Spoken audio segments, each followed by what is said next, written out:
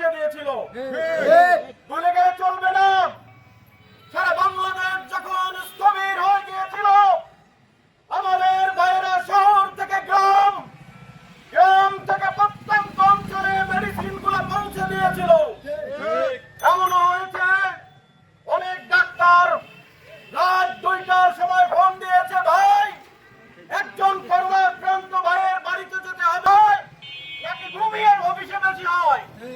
আপনারা দালাল খোঁজেন, থানার সামনে যান, দালাল দেখতে পাবেন। আপনারা দালাল খোঁজেন, সচিবালয়ে যান। আমাদের ব্যাপারে এই শব্দ দ্বিতীয়বার ব্যবহারের ক্ষেত্রে রাষ্ট্রের সর্বোচ্চ নীতি নির্ধারণী ব্যক্তির দৃষ্টি আকর্ষণ করছি, বিশেষ করে স্বরাষ্ট্রমন্ত্রী মহোদয়ের দৃষ্টি আকর্ষণ করছি।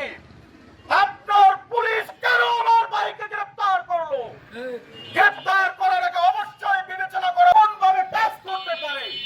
বাংলাদেশের প্রত্যেকটা থানা আপনি দেখতে পারেন, একজন অংশ কোম্পানির লোক যদি কোনো ফৌজদারি মামলায় যদি থাকে, তাহলে চুরি একটা ঘটনার সাথে কোনো কোম্পানির লোক জড়িত ছিল না।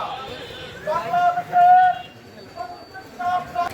পত্রিকা খুললে পরিবার সহ হত্যা, পত্রিকা খুললে চিন্তায় রাজধানী লুণ্ঠন, পত্রিকা খুললে শক্তির থেকে আপনার প্রশাসন হাত যেন না বাড়ায়। প্রিয় ভাইয়েরা, আরেকটি বিষয় না বললে নয়, আমাদের দেশে ঔষধ শিল্প আপনাদের ধিক্কার জানাই।